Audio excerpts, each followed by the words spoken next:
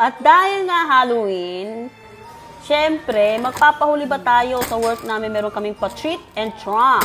Ayan. At dahil nga mayroon tayong pa-treat and trunk, tara samahan nyo ako at pupunta tayo ng Dollar Tree. Ayan, oh. So, ito yung mga nabili namin sa Dollar Tree. So, i-decorate namin yung trunk ko. Kasama ko si ate. Ayan. Siya yung ano dito, mas maraming idea. Ayan. So, ganito yung magiging itsura niya. Oh, napaka hands-on ng ate, oh. So, hindi na namin pinakita kung paano namin ginawa yung si aswang. Ayan na siya. Charan! Oh, diba? Tapos, meron kaming, binili na namin yan sa Dollar Tree, yung mga kunwari pa-agiw-agiw. Ayan, oh. Diba? Ang galing talaga, ano? Oh, tapos may mga lanterns. Tapos, yung halimaw namin, naka-ags pa yan. Ang social, diba? Oh. So, ayan na siya, guys. So, hanggang likod dyan, ika-cover namin para hindi makita yung sa harap. Ayan.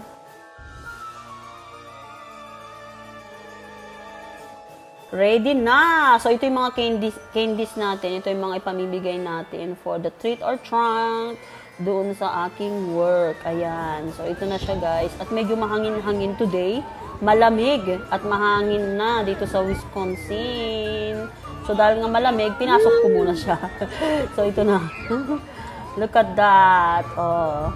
So, lahat ng mga ka-work ko, hindi lang ako yan. Kaming mga nag-work doon. Magde-decorate kami ng mga trunk namin. So, ayan siya. So, inaayos natin kasi inahangin nga. Ayan siya, oh. Pinapatayo ko. Ayan. Look at that. Siyempre, kasama ko yung anak ko. Ayan, siya yung taga-bantay dahil nga, umaalis ako. Dahil nga nasa medicine tayo, guys. So, kailangan ko mag-focus sa medicine. So, yung anak ko muna magbantay ng aking trunk. Ayan ang aking favorite, si Roda. Ayoko yung mga yan. So, dinudumog ng tao yung aking truck, diba? Kasi masasarap yung mga candy ko dyan, may KitKat, Snickers, tsaka ano pa ba yun? Lollipop, ayan. Kahit malamig, nag-i-enjoy yung mga bata, ayan, meron din kaming bus. Yung bus sa work namin, nilagyan na ng decoration, diba?